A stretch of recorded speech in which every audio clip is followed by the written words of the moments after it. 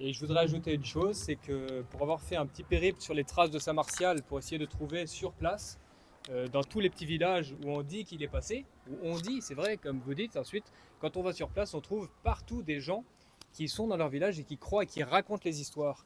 Et je trouve que c'est une preuve importante aujourd'hui, on revient aux traditions orales en particulier, de dire, mais si des gens qui nous racontent ça, comme la plupart disent, mais mon père me racontait comme ça, ou mon grand-père me racontait comme ça, c'est la foi d'un village, quoi, qui est...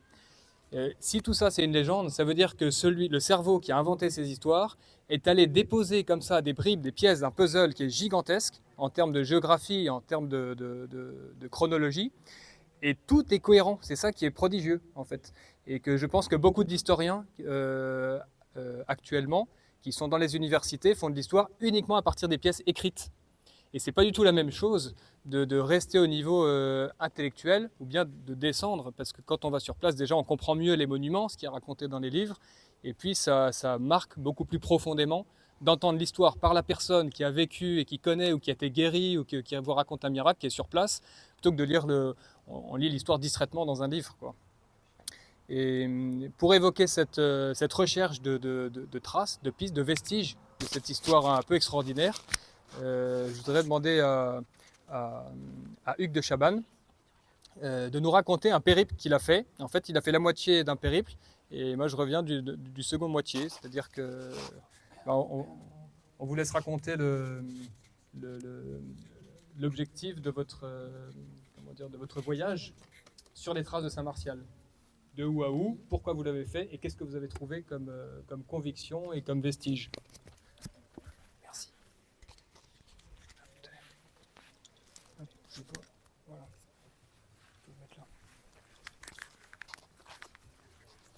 Bonjour à tous.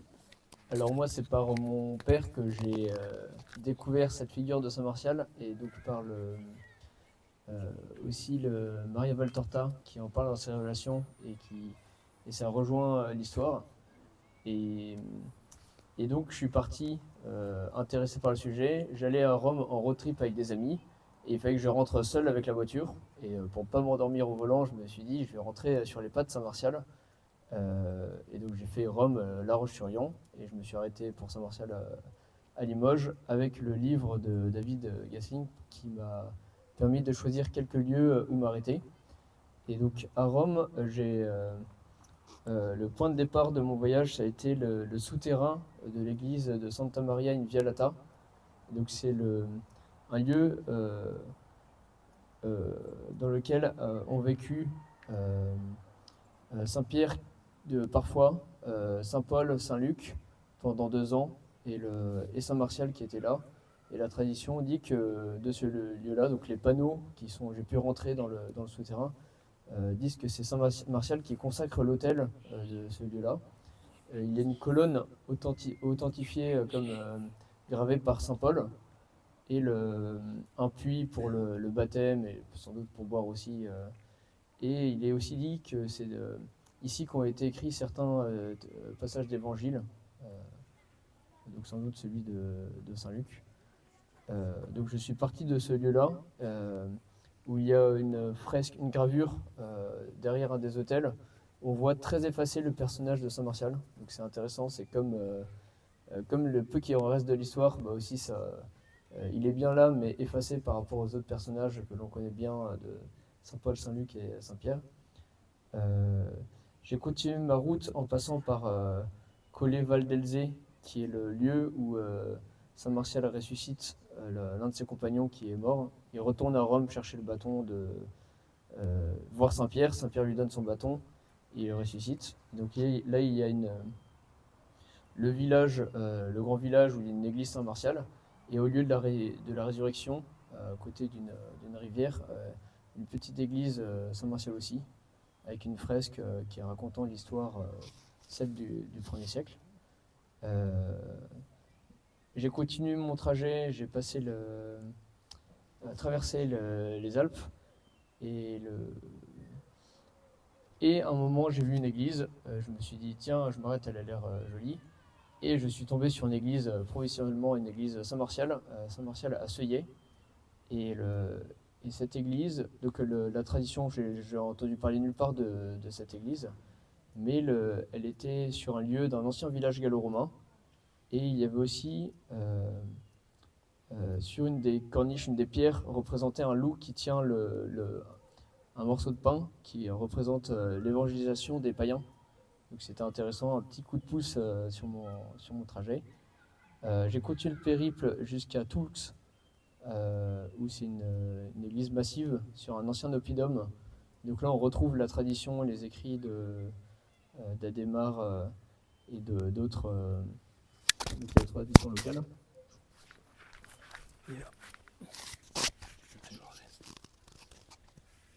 Voilà, j'ai visité cette belle église. Et il y a notamment 2 lions qu'on va suivre jusqu'à Limoges, 2 lions à l'entrée de l'église, en granit, ou des restes parce que bien érodés par le temps. Et à plusieurs lieux, à Ahun aussi, on retrouve ces lions. Et la basilique, enfin l'église qui a été consacrée comme basilique à Limoges, s'appelle Saint-Michel-les-Lions. Donc on a aussi cette thématique et qui rejoint la tradition, comme quoi pour se défendre, Saint Martial aurait eu des lions qu'il aurait ensuite transformés en pierre une fois qu'il n'en avait plus besoin.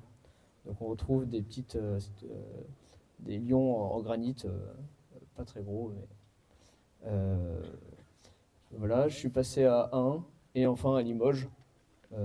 Et donc on retrouve bien j'étais comme les yeux et les oreilles du livre de David en voyageant et très réconforté et encouragé pour continuer de chercher et d'aller voir sur les pas de Saint-Martial. Merci beaucoup. Merci.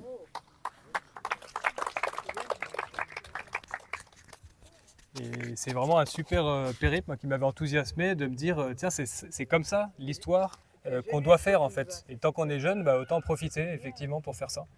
Et j'ajoute juste que, donc j'ai dit, c'est Hugues de Chabannes. Et un des premiers historiens qui est très combattu de Saint-Martial s'appelle Adhémar de Chabannes. Alors, je ne sais pas si c'est exactement de la famille, plus ou moins, je crois quand même, il y a un lien de... Mais c'est une joie de voir que 10 siècles après, parce qu'Adhémar de Chabannes, c'est au XIe siècle, et on dit que lui, il fait partie de ces moines qui ont inventé des légendes, etc., et qui ont enjolivé l'histoire réelle de Saint-Martial, qui n'était pas du tout un disciple de Saint-Pierre, etc.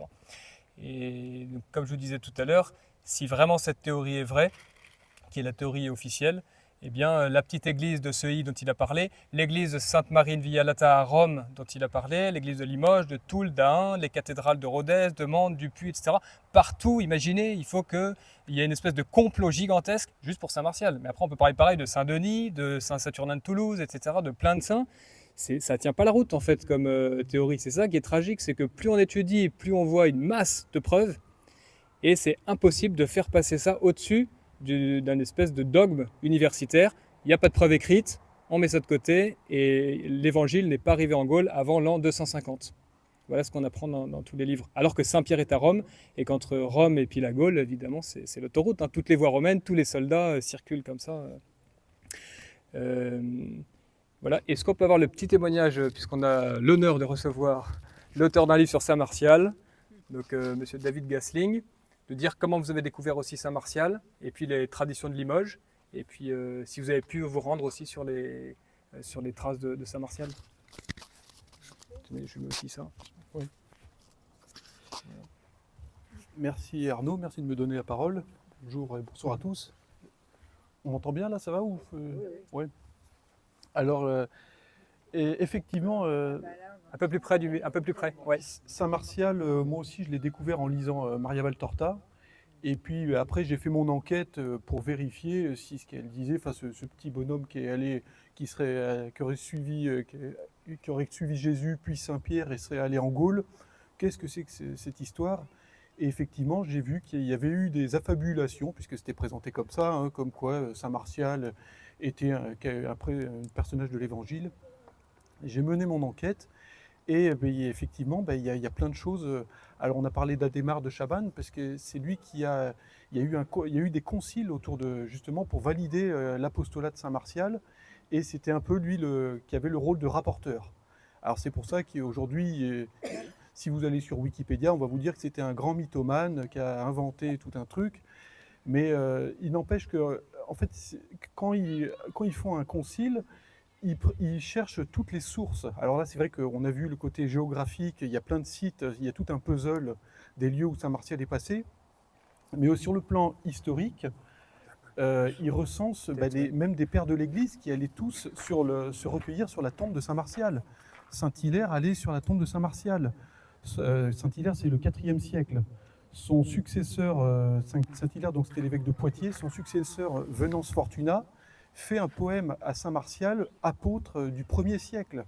Donc, ça n'a pas été inventé au concile, hein. Eux, ils rapportent tout ça. Il y a eu d'autres événements précédents. Ensuite, vous avez Charlemagne, lorsqu'il décède, il partage son royaume à ses 3 fils.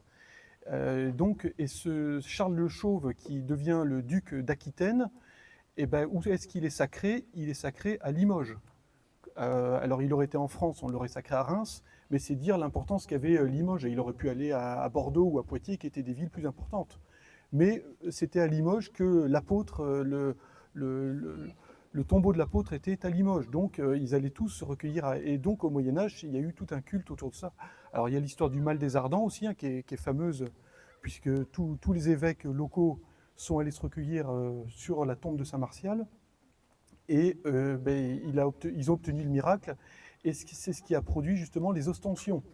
Et aujourd'hui, il y a toujours des ostensions. C'est tous les 7 ans, oui, c'est ça.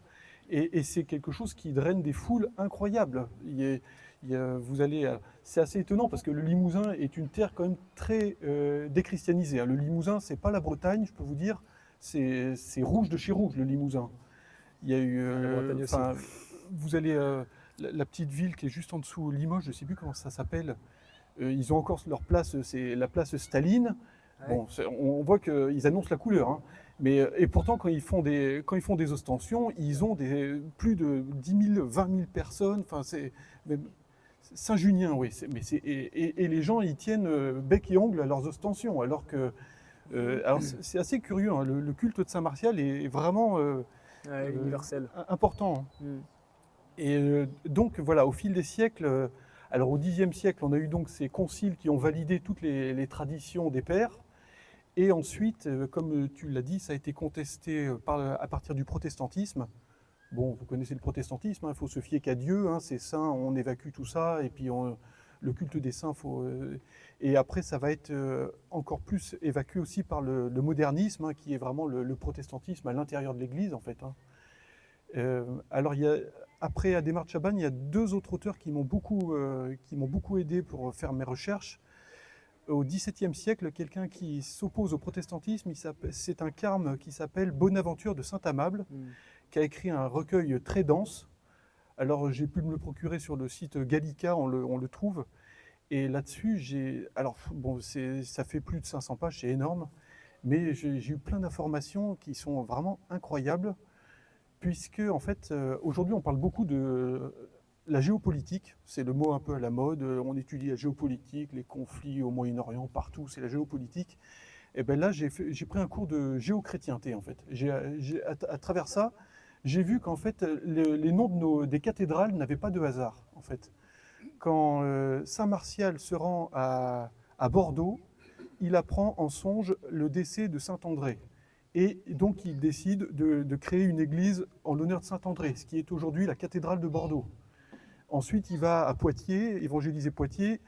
Il apprend en songe le décès de Saint-Pierre.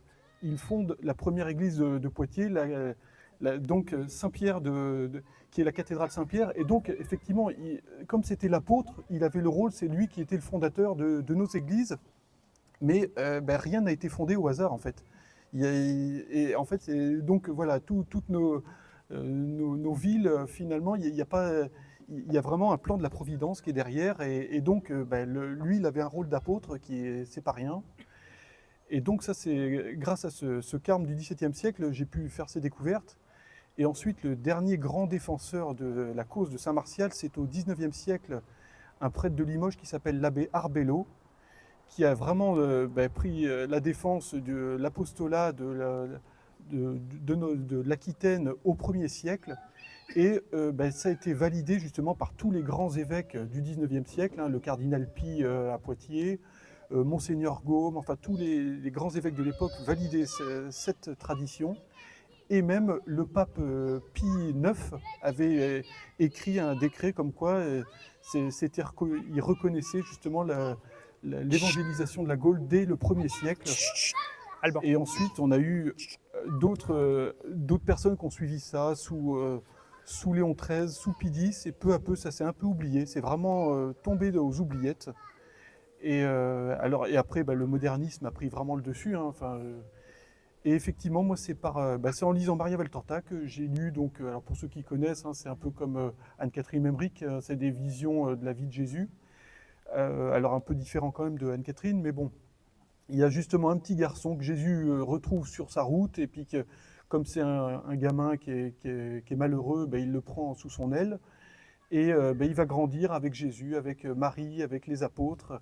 Et effectivement, ce petit garçon, au début, il n'a pas de prénom, il s'appelle Jabé, puis finalement, il demande à avoir un autre prénom parce qu'il veut changer de vie, donc on lui donne le nom de Marc Ziam. Et à l'Ascension, Jésus lui donne le nom de Martial. Au moment où il va être envoyé, justement, il va accompagner Pierre à Rome, et Pierre ensuite l'enverra en Gaule. Et puis tout se rejoint en fait. Hein, donc c'est pour ça que j'ai trouvé ça fabuleux de pouvoir sortir ces pépites des oubliettes, et puis essayer de... Bon, maintenant, je ne vous cache pas qu'il y a quand même un verrou à faire sauter. Hein, c'est pas évident parce que avec l'histoire aujourd'hui, la façon dont fonctionne le travail historique, la méthode critique et tout ça, forcément, quand ils lisent des textes du Moyen-Âge, pour eux, c'est pas des textes fiables, hein, c'est des contes et des légendes. Donc, c'est difficile de... Faut trouver le moyen de le faire passer. Alors bon, moi, je suis pas historien de profession, hein, je suis professeur de français, professeur de lettres.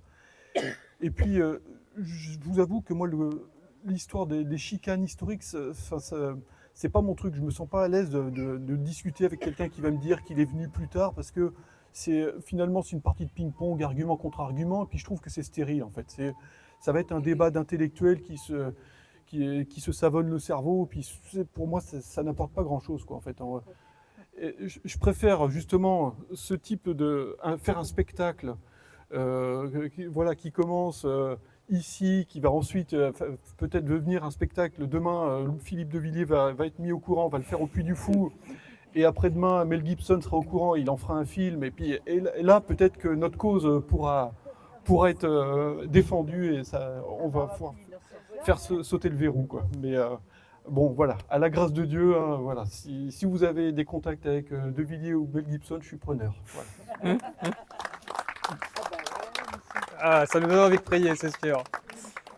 Si j'ajoute moi un fait qui m'a frappé pour la dévotion des rois pour Saint Martial, c'est que Charlemagne connaissait beaucoup mieux que maintenant les traditions en Orient, et on sait le lieu de naissance de Charlemagne, c'est à quelques kilomètres de Saint Martial, c'est à quelques kilomètres de Jérusalem au sud, le petit village de Ramah, et il y avait une chapelle qui a été restaurée par les soins de Charlemagne, donc au IXe siècle, pour attester, puis pour pouvoir vénérer comme ça. Au temps où les Francs étaient là-bas, on savait que Saint Martial, qui était de la tribu de Benjamin, donc il faut se rendre compte aussi que c'était un cousin de Saint-Étienne, donc de la famille de Saint-Paul, qui était de Benjamin aussi, Saint-Pierre, qui était aussi de Benjamin, et donc Saint-André.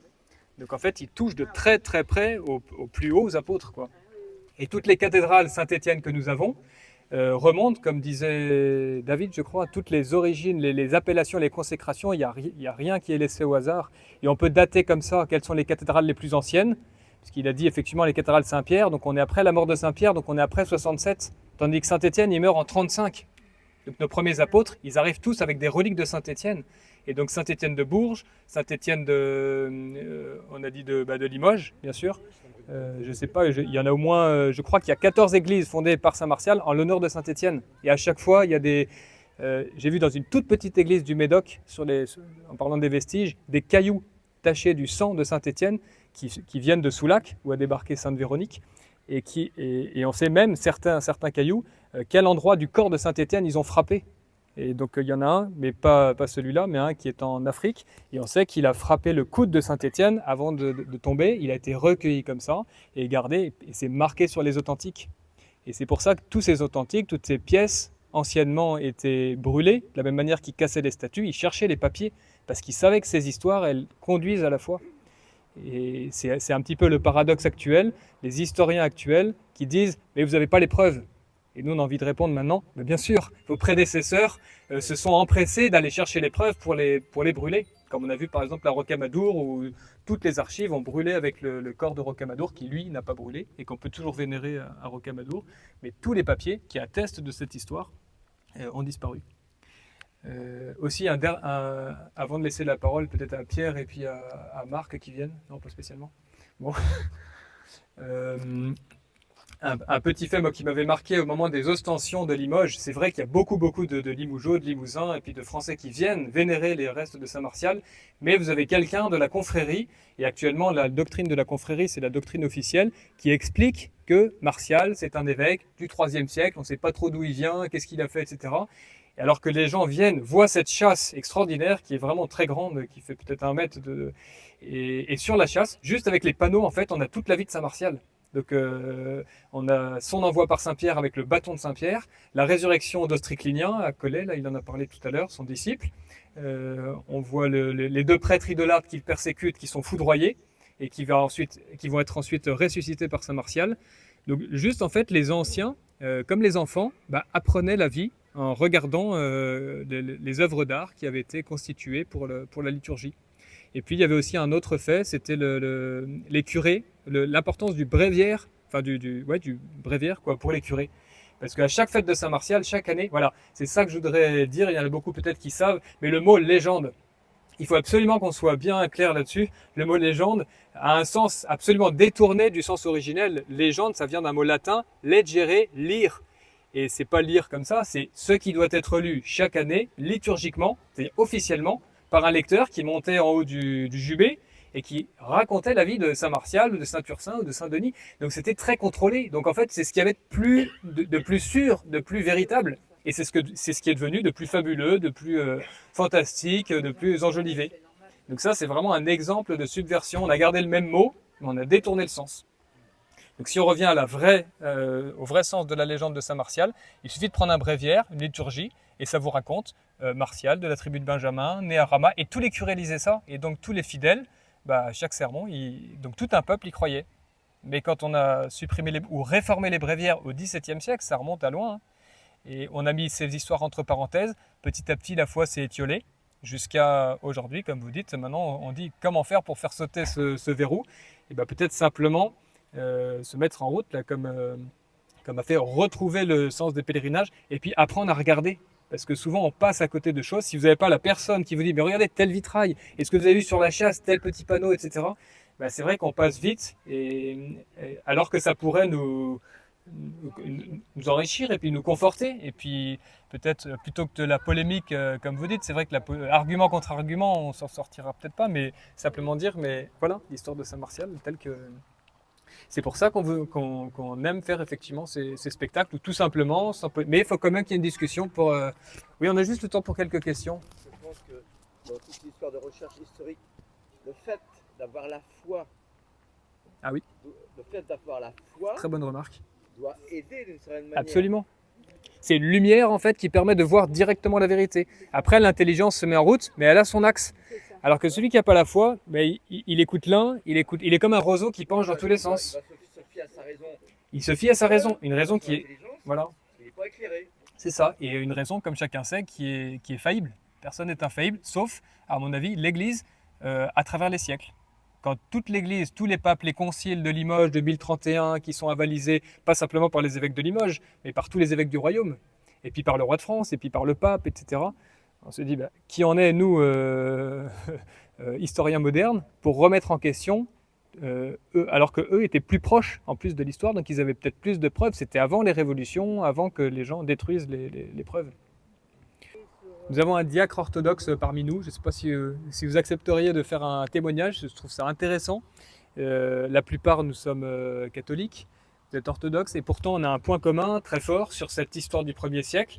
Et puisqu'on parle beaucoup d'ouverture, de parler avec des gens, est-ce que c'est pas aussi une manière non seulement avec donc un orthodoxe, mais ça peut être aussi avec des Français simplement qui se disent mais qu'est-ce qui s'est passé en France au 1er siècle? Il n'y a pas besoin d'avoir la foi pour ça.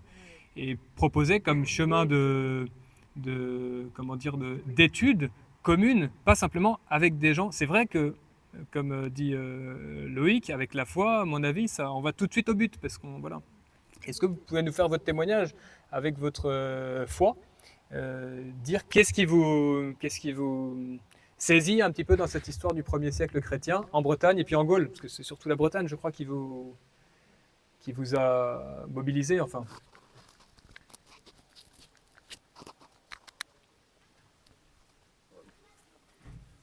Merci. Un petit micro. Comme ça. Ouais. En fait, dans l'orthodoxie, c'est aussi dans l'Église catholique, mais on a un peu oublié les pères de l'Église, notre histoire chrétienne depuis les premiers siècles. Donc au départ, moi je suis catholique de formation, de naissance. Et en fait, j'ai eu l'impression que je n'avais rien appris sur Dieu. Vous savez, on dit souvent, d'abord il faut rencontrer Dieu comme on rencontre l'amour de sa vie. Et dans ces cas-là, c'est là où se passe la foi. On aime. Et en fait, on connaît pas la personne que l'on aime, mais ensuite, on a envie de la connaître, puisqu'on l'aime. Et c'est un peu ce qui s'est passé pour moi. J'ai retrouvé Dieu je dis retrouver parce que cette foi que j'avais personnellement était un peu une foi acquise. Et à un moment donné, on fait une rencontre, on tombe amoureux, et à ce moment-là, on veut connaître. Et je me suis aperçu que je ne connaissais pas Dieu, et je ne connaissais pas le Christ, et je ne connaissais pas les racines de ma foi.